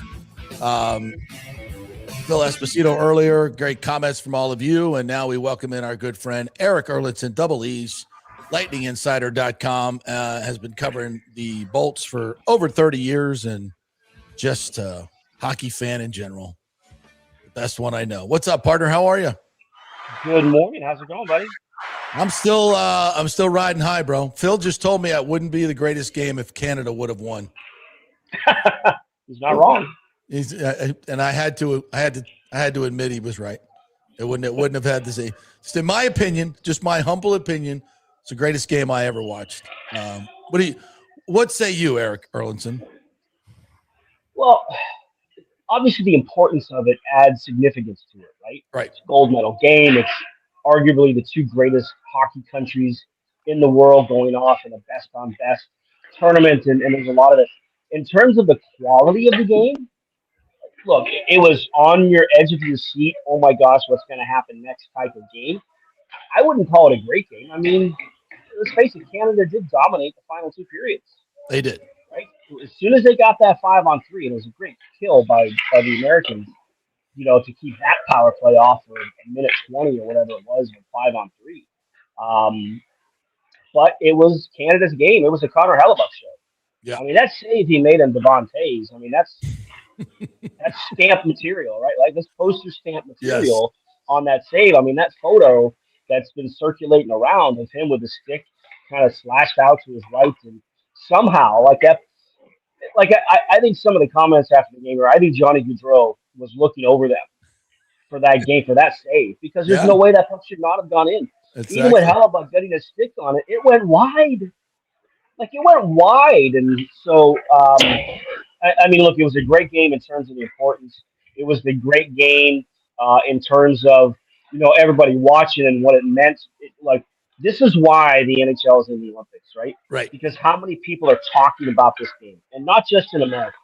Yeah. Right. It's a global stage.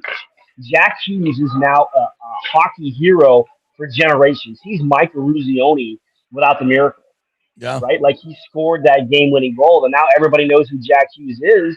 Where maybe a week ago they didn't know, and they didn't know the story of the Hughes brothers and his mother's importance to U.S. hockey and everything else. So, in all of that wrapped up, it was a great game. In terms of what we saw on the ice, it was a good game.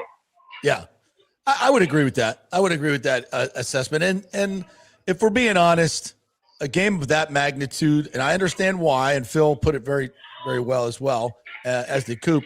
I understand why they did 3-on-3, but a game of that magnitude should probably not be decided 3-on-3. I don't disagree with that. Even the semifinals. Yeah. Right. I don't know if that should be, because it is important. And I mean, what would it have meant for the Czechs to advance, to the semis? What would it have meant for Finland to advance to the gold medal game? Yeah. On 3-on-3, and I think I'd like to see it at least 4-on-4. It's a little bit truer to the game rather than 3-on-3. 3-on-3 is a skills competition, and again, how Canada did not take advantage of Makar, McKinnon, and McDavid on the ice at the same time, and the U.S. scored against them when they were on the ice. It is incredible that the U.S. won that game with all those factors kind of blended in. But they're a great team. They are a great team. But yeah, I don't 3-on-3 in that situation. Look, like John Cooper's comments I think are getting blown way out of proportion in some ways. God, yes. I don't think it's sour grapes on Coop's part. Certainly there's disappointment because he didn't finish. He didn't get the gold medal, right? But 3-on-3 is not real hockey. Right. It's just not. And there's a reason why it's not in the playoffs and determines important games in the NHL, right? Certainly time factors into it, there's no doubt.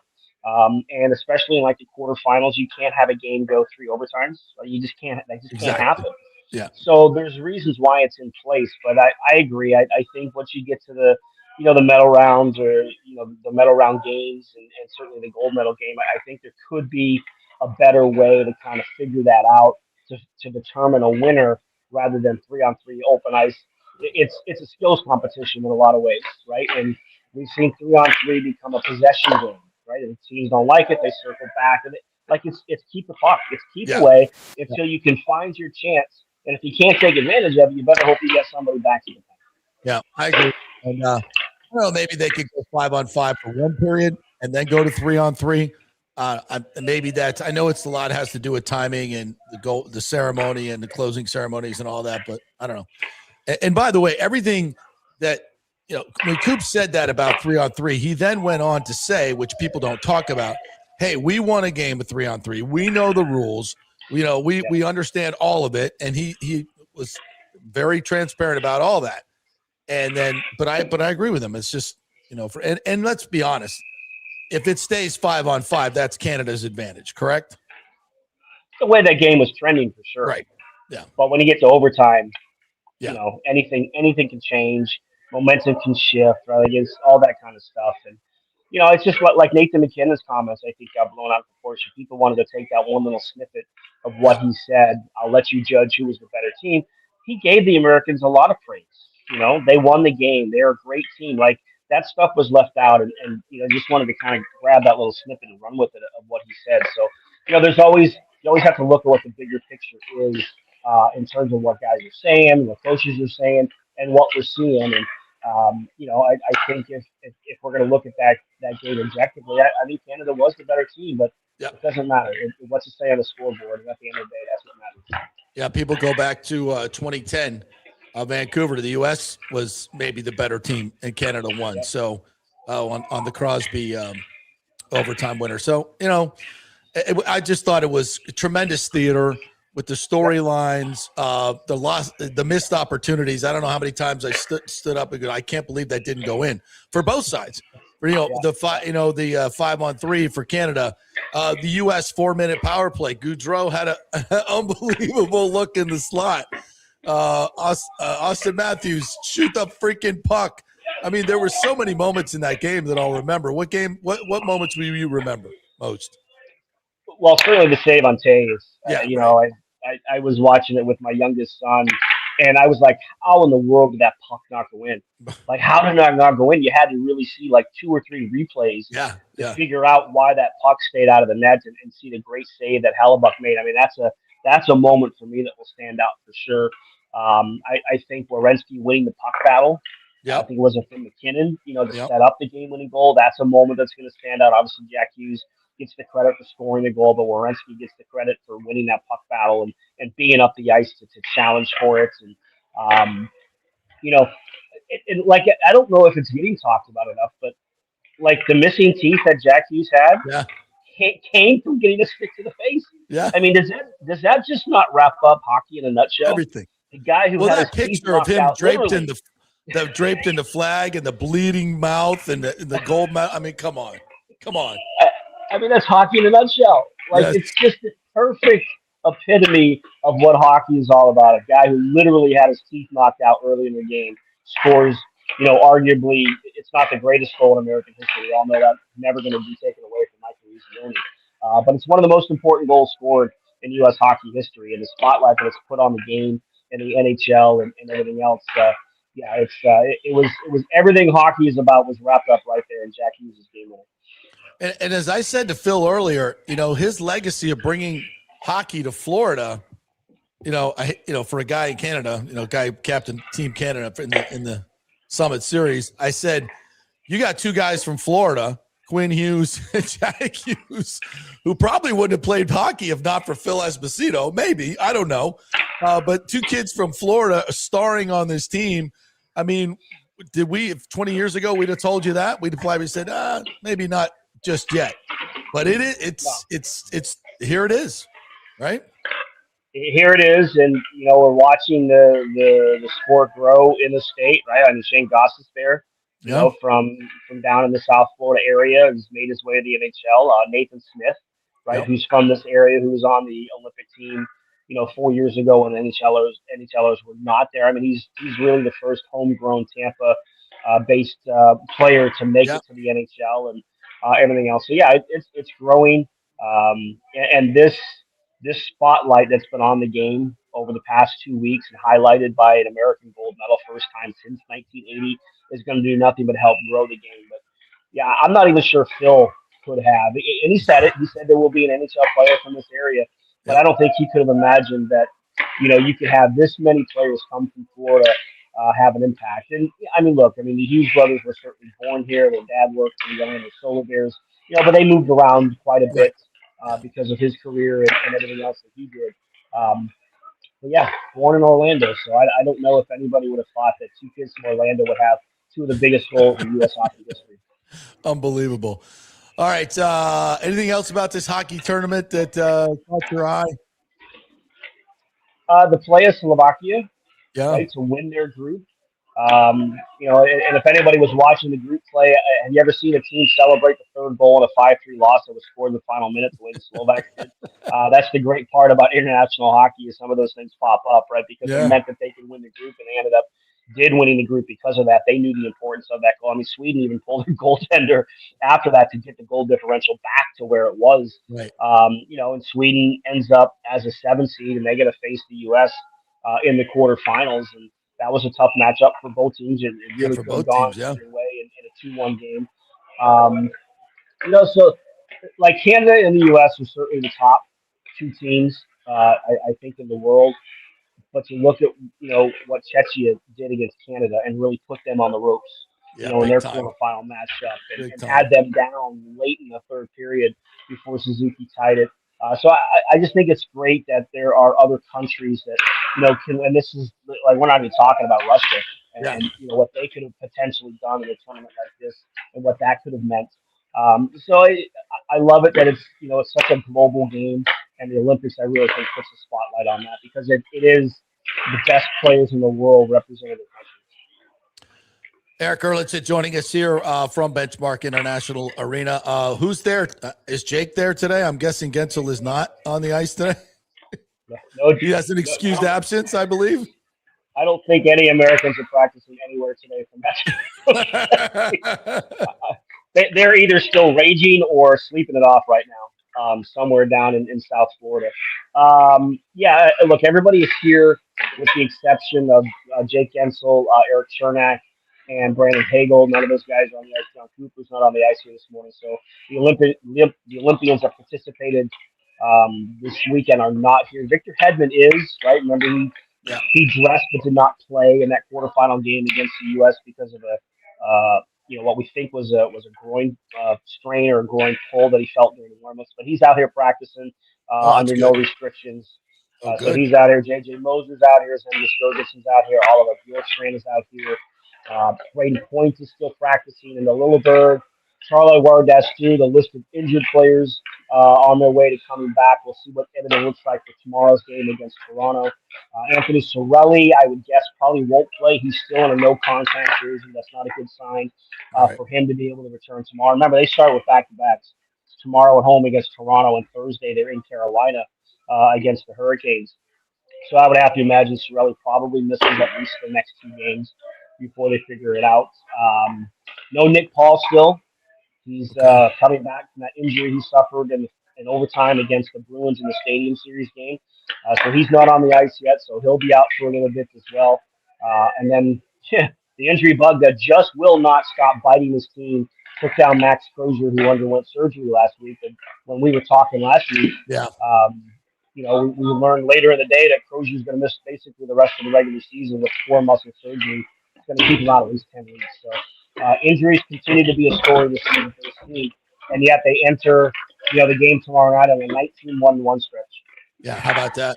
And did you say Pointer was out there today? Will he play, you think, tomorrow night? It's trending that way for sure.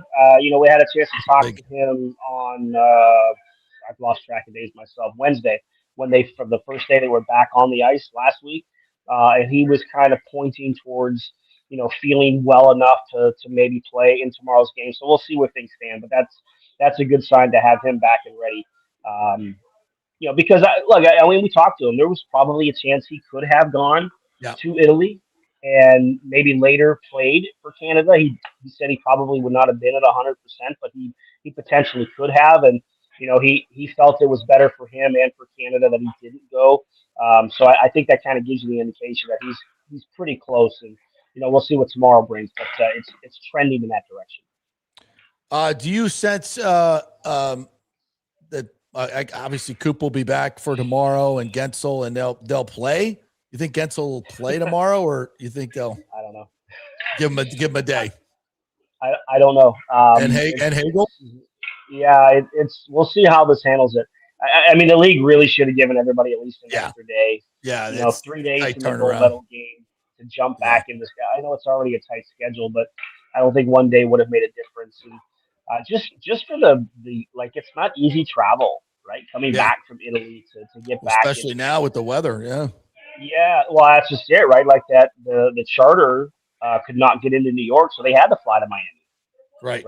That was a change of plans that they had. So, we'll see. I mean, we'll have a chance, I assume, to talk to Rob Zettler when practice is over and find out, so people can, go head over to my Twitter feed and find out exactly what the plans are. But I would guess Gensel won't be available. Yeah.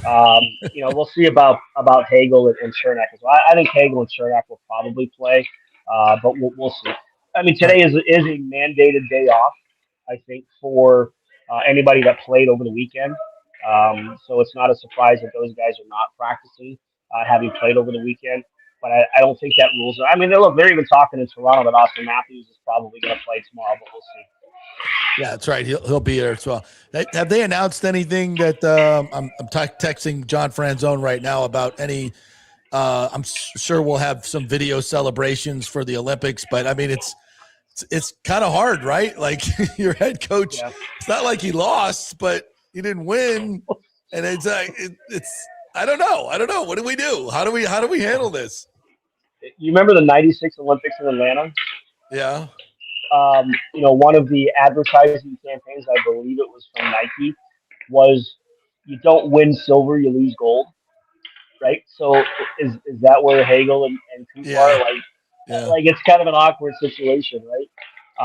So I don't know the answer to that. I'm sure there'll be something for all the Olympians, right? I think they'll lump maybe everything in together rather than just highlighting the gold medal winner. I hope so, yeah. Because look, at the end of the day, you didn't win the gold medal game, but there is nothing to be ashamed of coming home with a silver medalist from the Olympics. I mean, it hurts now for those guys, and you can see it. I mean, we know how emotional Brandon Hagel is. Yes, yeah. You could see it all over his face in some of the shots that we saw when they were handing out the medals in the medal ceremony after the game. He's a guy who will take this to heart, and he will wear that on his sleeve. But I think, 10, 15 years down the road, he's going to look at that silver medal and say, hey, we did. Look, he's an Olympic medalist. That's a pretty cool thing to say. Yeah, absolutely. And what it did for the game of hockey, I mean, I think you got to be proud of that. If you're John Cooper and Hagel, and I mean, what this did for hockey, I think is immeasurable from a global standpoint, even from a national standpoint. I think the NHL made a ton of fans over the weekend. What are your thoughts on that? And that's exactly why they go, right? Obviously, it means a lot to the players to represent the country. There's no doubt. But you are talking about a league that will shut down its season at a point in the sports schedule where there's not a lot going on. Right. It was like they've been shut down since before the Super Bowl. So that's kind of how far, we kind of lose track of that a little bit. But I think it's hard to kind of put a tangible sort of number on what the exposure to the game means to the league. But how many kids who are 8, 9, 10 years old right now, who were in the Hughes brothers position in 2010 watching Sidney Crosby win that gold medal, how many of them want to be the next Jack Hughes? How many now want to be the next Quinn Hughes? And that's something you won't even be able to measure until 10, 11, 12 years down the road. Agreed. Right? And that's why I think it's important. I think the two Olympic cycle gap between NHL players going to the Olympics hurt the momentum. I agree. The fact that they chose not to go in 18, and then obviously the schedule and the COVID situation in 2022 changed their plans on that one. But I think it's important for momentum, especially with, you've got it in France in 2030, but 2034 it's back in Salt Lake City. So it's back on North American soil. I think it's important that the league does it again 4 years from now. I agree. To capitalize on this and make sure that when it is in North America, when it is in the Mountain Time Zone, which is a lot more favorable than an 8 a.m. gold medal face-off, I think it's important for the league to do it because I think the growth is not something you can necessarily tangibly measure, but it's out there. Yeah, an incredible moment for hockey. All right, lastly, going forward for this team, coming off 19-1-1, obviously, I can't even imagine how itching to go Kucherov is and Vasilevsky. I mean, both of these guys have got to be on, I don't know if you call it a revenge tour or just, but it's kind of in that realm, is it not? Anger tour. The anger tour? Okay, that would work, yeah, I guess. Frustration tour, yeah, no doubt that, we'll see. I mean, Kucherov's on such a roll, going into the break, and certainly Vasilevsky is as well. We'll see what that does. I mean, you do always worry about what it means to a goaltender to go 2.5 weeks without game action and, that speed and, the feel for the game and the motion that takes place in front of you. But he's proven in the past that, extended time off has not bothered him. I remember in 18, I think it was 18-19 when he missed 4 to 5 weeks with a broken foot. He came back and stopped 48 shots against the Leafs. Right? So the time off didn't bother him for that one. His first game back from the back surgery in Carolina, he was terrific in that game. It doesn't seem to bother him. So we'll see what that does for him. And look, if he doesn't have Gensel tomorrow night, this takes one of his wingers away, but he might have Braden Point back. So I think that they're ready to lead this team. They are two of the bigger leaders. Cooch is a bigger leader, I think, that people understand because he doesn't make himself available to the media. He doesn't really say a lot when he does, but he is a big-time leader. There's a reason he has a permanent A on his jersey. I think he's ready to kind of step up and continue to showcase himself, and put himself right there in the MVP conversation again, where maybe he wasn't early in the year. So, and the other thing to kind of keep in mind, that the trade deadline's next week. Yeah, that's right. The trade deadline is next week. It's a week from Friday, so there's not a lot of time, in terms of, especially Julian, who obviously spent the last couple of weeks over in Italy with Team Canada's management team, to assess where he's at and what he wants to do with his team and what he might do. So that's something we have to kind of keep a close eye on here as well. All right, Double E's, I know you got interviews to do. Thank you so much. Keep an eye on his Twitter. We'll find out more about who's playing and who's not here in a little bit. You can get it right from there. And, of course, sign up for lightninginsider.com. Go to the website. $40 for the year. What is it for the month? $4.99. Like nothing. Come on, people. Jump in. Got to do it. Support Eric. We love him. Thanks, buddy. Appreciate you. We got to send him to the next Olympics. He's got to be able to afford that because, man, can you imagine if the coverage we would have had if he was in Milan or Cortina? What's the next one? In French Alps? Is that where we're going? Does it matter? The French Alps? Is it 2020, and then it's Utah. 2030 Olympics? Yeah. 2030 Winter Games and 34. I think I heard 34 was in Utah. French Alps region of Francois. Francois. And then what's 34? And then 2034 is not Fort Worth, Texas, as I was voting for. How about Salt Lake City? That's what I thought. Yes. Didn't we already have one there? Or I don't know. Yeah, we're having another one. Yeah. They're allowed to do that? They sure are. When was Salt Lake? 02, right? Yeah. And Milan, they were in Milan in 56. Milan. So, yeah, the word is there's not going to be a whole bunch of hoopla tomorrow night for the Olympics. There'll be a video. There'll be a video maybe, but not a whole lot of hoopla just because of the whole Canada, Coop, Hagel, Gensel. Yeah. I mean, I can see like a video montage of the players that play for the Lightning for on both sides, really. That's what I think we're looking at. Yeah. Yeah. Congrats to all the Lightning players, and with the Olympics, I think that's where you go with that. Do the classy thing and don't piss off your coach. I don't think he would be mad. He's not that guy, but just like respect, right? Respect. Yeah, absolutely. That's what. And I can't wait for the left to twist that into something. Bucs basement. Go to town. All right, I think we have some major Bucs and Rays news to pass along. And of course, we're going to take a break and tease you with it. So we'll do that. We'll come back on the other side. By the way, Orestes Destrada show coming up at 12:30. I told him we were talking hockey today, so he won't be joining us in our show.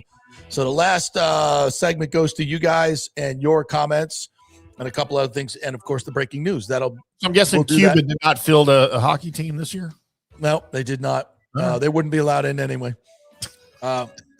Brought to you by the great folks at the Gold and Diamond Source, folks. If you're looking to get engaged, first and foremost, you do not want a fake diamond. Do not start your marriage with a fake diamond. Really bad idea. And the best place to get a real diamond and know the 4 C's, the cut, clarity, color, I forget the other one, customer service. It's where you go to get great customers. The 5 C's of the Golden Diamond Source. They're going to teach you all about that. And the biggest thing about it is that what they're telling you is for real.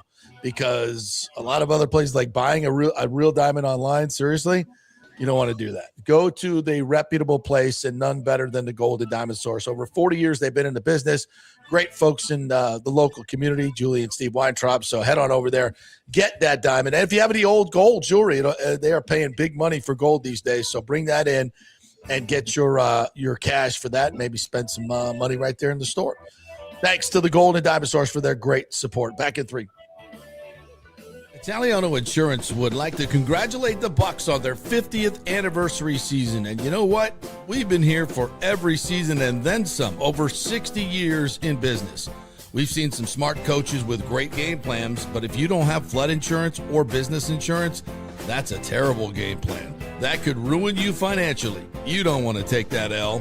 So call 813-877-7799 and let their friendly agents quarterback your insurance and save you big money. Italiano also sponsors our FSU report every week, so go Noles! 813-877-7799 or go to italianoinsurance.com. Experience the art of driving at Genesis of Tampa, where luxury meets innovation and every detail is crafted for you. From the bold G70 to the refined GV80, Genesis delivers power, elegance, and technology years ahead of its time. Book service online, and our Genesis Experience advisors will pick you up and drop off your vehicle. If available, you can enjoy a courtesy car while yours gets a complimentary interior vacuum plus a generous offer for your trade. Every new Genesis comes with the Miracle Advantage Plan, 10 years or 250,000 miles of powertrain warranty and 4 years of complimentary maintenance. Visit us at 801 East Bears Avenue or online at genesisoftampa.com. Genesis of Tampa, luxury redefined. Sports fans, it's time to gear up. Head to fanstreamsports.com and check out our brand new merchandise store. We're talking bold t-shirts, 3/4 zips, hoodies, hats, mugs, and more. Everything you need to rep your favorite shows and your favorite crew. Whether you're rolling with the JP Peterson Show in Tampa Bay, From the Rough in Dallas, the Tim May Show featuring Clay Hall, or the Jeff Thidoff Show in Ohio, or any of our FanStream Sports original programming, we've got the perfect look for game day and every day. So don't wait. fanstreamsports.com. Click merch and grab your gear now. Wear the stream, live the stream, fanstreamsports.com. Hey, kick off the new year by impressing her with a real diamond, a natural diamond from Golden Diamond Source. Don't start with a fake diamond, guys. That's a really, really bad idea. And if you're ready to pop the question, find the perfect engagement ring at the Golden Diamond Source, just like I did, just like Nick did. It is the best selection, the best staff, the best everything. And discover the new Emily collection by Emily Johnson Weintraub, a sleek and modern jewelry line that makes everyday gifts absolutely extraordinary. And by the way, gold prices have never been higher, so turn that old unused gold into cash or a stunning new piece. Just take it on down to the Golden Diamond Source and trade it in. Lots to get done at the Golden Diamond Source this new year. Start with an engagement ring from the greatest, the Golden Diamond Source. 3800 Omerton Road, always online at the Golden Diamond Source. It's a love you give only at Golden Diamond Source. JP here for Riveters, our new official sports bar and grill of the JP Peterson Show. And just like our show, no BS, no corporate chain feel, just amazing, authentic folks serving great comfort food in a casual atmosphere at unheard of prices. Riveters is located just south of Raymond James and Steinbrenner Field on Dale Mabry, walking distance to the park, so free parking, great place for pregame and postgame. Let's talk about fresh food. Nothing is frozen. Burgers, wings, prime rib, roasted fresh daily, never frozen. That makes a huge difference. The mahi, the salmon, also super fresh. All our sauces are original recipes made in-house. Our Warhawk chili and fully loaded potato soup is made fresh in-house. It's the best food anywhere, served by people who actually care. Riveters on Dale Mabry, just north of 275, just south of where the Bucs and Rays play. We'll see you there. Hey folks, Rays baseball and the summer heat will be here before you know it. So don't let your AC unit strike out and cost you hundreds or thousands for an emergency repair. Get a 1-year maintenance plan from Third Generation Plumbing and AC for just $169. Though will come out twice a year and service your unit. Clean the drain line, make sure it's running to peak efficiency. If you need an emergency repair, it's going to cost you hundreds, if not thousands more. It's a no-brainer, guys. Just call the great friendly folks at Third Generation. They work with American Standard Heating and Cooling to ensure you have the most efficient and durable units. Their split systems offer the highest efficiency available while reducing energy bills and maximizing comfort. So choose my guys, John Rodriguez and PJ at Third Generation, along with American Standard Heating and Cooling. Don't wait for the emergency that'll cost you thousands. Call Third Generation Plumbing and American Standard. 813-961-8024. That's 813-961-8024 or thirdgenerationplumbing.com. Let's go. Right now, back to the show on FanStream Sports. All right, welcome back to the JP Peterson Show here on this Tuesday as we celebrate the greatest game in hockey history as Canada valiantly falls to the U.S. in overtime. Jack Hughes scores the game winners. We're brought to you by the great folks at Genesis of Tampa. They just gave away a diamond ring to a lovely, lovely young lady, and I believe she was pregnant. So she got a great prize for her. For her baby. If you're not sure, you probably shouldn't say it. She admitted it in the Okay. So, yes, they gave away that. And the Mardi Gras T-shirts are always giving away something over at Genesis of Tampa. What they're really giving away are great, valuable luxury cars. They're not giving them away. But when you see the price, it kind of feels like they're giving them away, quite frankly. The value is that good. So go take a test drive over there at Genesis of Tampa. Tell them JP sent you. And he did not say they're giving them away. He said it's like they give them away. They're such great value. So don't get me. Worst live read ever. Worst live read ever. Hey, this guy say we're giving away cars on the air. What the hell's going on? To pregnant ladies. If you're pregnant, go get. No, I'm kidding. I'm kidding. But it is a great read because everybody remember Genesis of Tampa because that was funny. That was really good. So I just came across this beauty. I sent it to you, but I can just play it on the air here. So this is actually, you know what? I sent it to you. Why don't you download it because it's better coming to see it. Hey, while I'm downloading this, can I give a shout out real quick? Because I have a birthday shout out I need to give to my I was going to say my older, but my only brother, like fleshly, my actual brother. I call a lot of people. I call a lot of people brother, right. But this is my actual relative brother. We share a mother and a father, and that old thing. A lot of people don't know that I have a brother because I don't talk about him very much. But my brother David Ham turns the big 6'8" today. The big 6'8". Wow.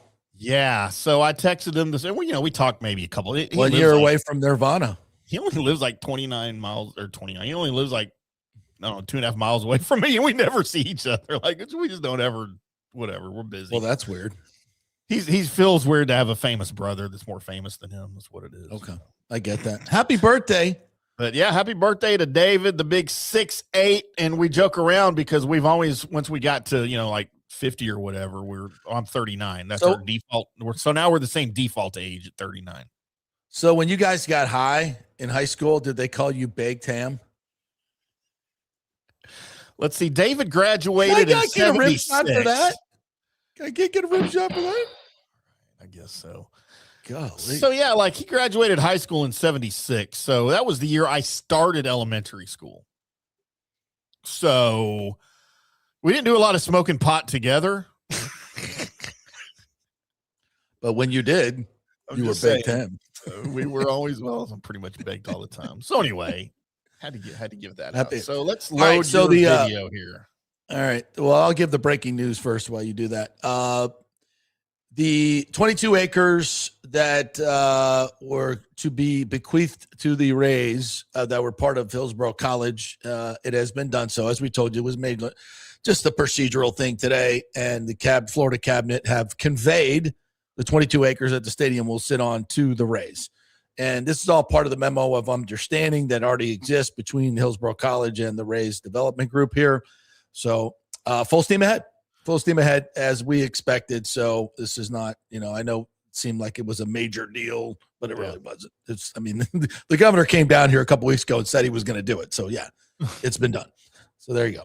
Now, and also, so Detroit, the Lions now are going to Munich, and there are basically two teams that have German promotional rights that are road teams on their schedule, and that's the Patriots and the Buccaneers. So reading the tea leaves, it's probably the Packers also, but they don't do divisional games overseas. So, and being as when the Bucs went, it was such a huge success, and they have tons of fans now in Germany. So I would think it's probably going to be the Bucs, but we don't know yet. And by the way, possibility though, yeah. By the way, that is not a good thing. It is not a good thing. International travel F's up your team. Yep. More than anything. That's not Jaguars. It's not cool. The surfaces are weird. It's just not. It's not. If you're just into it, and I mean, obviously, you're not getting a home game taken away, but it's a lot. It's a lot. I'm not a huge fan of it. If your team gets a game, I'm just not. Now, the only good part about international games is when I get to wake up at 8:30 Central Time on a Sunday morning and watch football. Place a bet and get ready to go. Yeah, I'm with you. That's about it, though. I hate international games. I don't know why it's necessary. Yeah, you got to your fantasy team. You got to get up early and start doing all that stuff. Yeah, I get it. But I have not gone to one international game. I have yet to go to an international game. So I want, and it's on my bucket list. And I mean, you went to Dublin. Yeah, not for a Bucs game. It's not an NFL game, but I mean, Yeah. technically. I mean, it's been a while since I've been back to the mainland of Europe. So. Oh, I thought you were about to call it the mothership of Germany. Munich since, for about 10 hours. That's about it. So I want to go longer, spend more time. All right. So, yeah, was part of the Team USA coaching staff, played on the first USA women's team. I mean, this is about as patriotic. And Jack. And obviously mother to Quinn and Jack. So cue up the interviewers trying to start some. States, the union and all that. And then he said a men's team, you know that in the room. Well, I think at the end of the day, it's just about the country. And the moment that these players, both the men and women, can bring so much unity to a group and to a country. People that cheered on that don't watch hockey. People that have politics on one side or on the other side. And that's all both the men's team and the women's team care about. If you could see what we see from the inside and the men and women sharing, dorm rooms and halls and flex floors and the camaraderie and the synergy and the way the women cheered on the men and the way the men cheered on the women. Yeah. That's what it's all about. And the other things they cannot control. They care about humanity. They care about unity and they care about the country. Totally. Don't you love that Ellen's horse from all that stuff? See how she changes the subject so quickly after she just got face planted? Yeah. Way to go, Ellen Hughes. What a great answer. You got face planted. And what? Now we know where Jack Hughes gets it, right? Yeah. F you, and F I mean, it's just so on brand for Legacy Media. Let's see how we can start shit on a great moment here. Jeez, get out of here. Just get out of here. So sick of it. Can't you just for 1 minute put your freaking politics aside? Good God. By the way, that aired on the Today Show, which is an NBC show. Yeah. Yeah. Well, the sports people are probably not as agenda driven and rigid as the news people, clearly. I mean, they've been pushing this bullshit for how long? God. It's in their DNA. They can't help themselves. And so that's why you have to just try and start crap. It's just, it's, and that's not supporting Trump. It's supporting America. Okay. It's not yeah, but some people can't differentiate that. They can't. Some people cannot differentiate. If I'm all pro America, go USA, USA, they automatically think that means you support one or the other political party, and that's not what it's about. Look, we went through this after 9/11, right? The country, for a period of time, for those youngsters that weren't alive yet or were little kids, the country was unified for a short amount of time after 9/11. Yeah. And it went away very quickly, though. It sure did. Unfortunately. It sure did. Yeah. And it went away quickly for this too. As Phil said to begin the show, I said, "Will you think this will unify us?" He said, "No, the media won't allow it." Yep, nailed it. God, absolutely nailed right. it. Yeah. All right, and Todd Bowles and Jason Licht are speaking at the Combine today. First time Licht has spoken since the end of the 2025 season. He has been noticeably absent, not doing any podcast, not doing anything, which I think speaks volumes as to how he felt about this, how this season ended. Have you invited him on the show yet? Retention. Maybe he'll say yes to you, specifically. Did I? Can't remember. I knew that he wasn't doing shows, so maybe I did not pointedly ask him. So yeah, but he'll talk today, and we'll get some plenty of fodder for tomorrow's show. So anyway, to wrap this up, for me, it's a moment that I will not forget ever. I love the Olympics. I love America. I love what the game of hockey brings.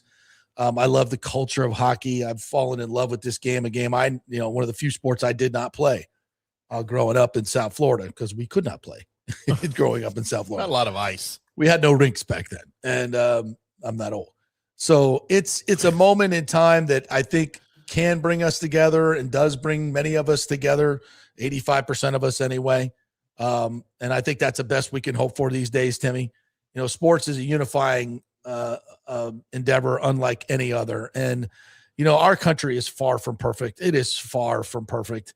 And we're trying to be better. And we've done better. When you look on the world stage, there aren't many countries, I think, that do it better than we do. We all have our warts. But the thing we can be proud of is we have produced some of the greatest athletes and the greatest team moments in history. And this was, for me, one of them. And it comes at a time that it's sorely needed and can remind people that we can be proud of our country. And you can disagree with things that are going on with your country and still be patriotic about it. And the fact that you can disagree publicly about what's going on is the reason this country is so great. Because in most of the world, if you disagree with your country publicly, you will pay with your life. And that's true. That's 100% true. So we always welcome all opinions. We don't have to agree with them, but we welcome them. And we also welcome these moments that bring us together, and we can all cheer as one, because I think we did, on Sunday morning, and we continue. So, when you watch the State of the Union address tonight, if you can please separate your hockey teams, men's and women's, from your politics, you'll probably enjoy it more. And I'll look forward to seeing the guys with their gold medals sitting in the halls of Congress. I think that's pretty freaking cool. I think you might enjoy life. You might enjoy life more if you can separate those things. Yeah, absolutely. All right. Have a great day, everybody. God bless America. Oh, wait, don't hit that. The closing song, I think we know what it's going to be. Oh, am I going to sing? You're damn right you are. Oh, we should have done this earlier. Why are we doing it for the closing song? This is not the closing ceremonies. All right. If that's how you want to close the show, nobody's ever going to listen again. By the way, programming note, I just saw that Todd Bowles will be a guest on the Rich Eisen show today, live from the Scouting Combine. So we'll have audio of that for everybody tomorrow. Fantastic. My dog's already freaking out because I'm standing up. He thinks he's going outside. All right, we ready, boys and girls? Yes, we are. Oh, I got to pull the lyrics up because I only know Canada. God, here we go. You can't throw shit like this at me. You got to give me some warning here. Come on. That was the good part of it. I think it's even better this way. All right. That's the long version. I don't need the. I'll help out. I'll sing background. Don't worry. You don't have to. You can. You want to try to harmonize? Sure. Sure. Let's give it a go. It's not quite the Eagles, but we can give it a try. In recognition of the United States of America winning gold medal, the Canadian goose, cheaters, the hamster, hamon, cheaters, with the Star Spangled Banner. Yes, right, here we go. Yes, I'm giving the lead up. So you got to start low so you can reach the high note. I'll do it baritone today. Okay. Oh, say, can you see by the dawn's early light what so proudly we hailed at the twilight's last gleaming, whose broad stripes and bright stars Lovely. through the perilous fight o'er the ramparts we watched were so gallantly streaming, and the rocket's red glare, lots of bombs up in the air, Nailed it. gave proof through the night that our flag was still there. Oh, say does that star-spangled banner yet wave Or for the land of the free and the home of the brave. Good night, everybody. USA. USA. USA. See ya. Well done.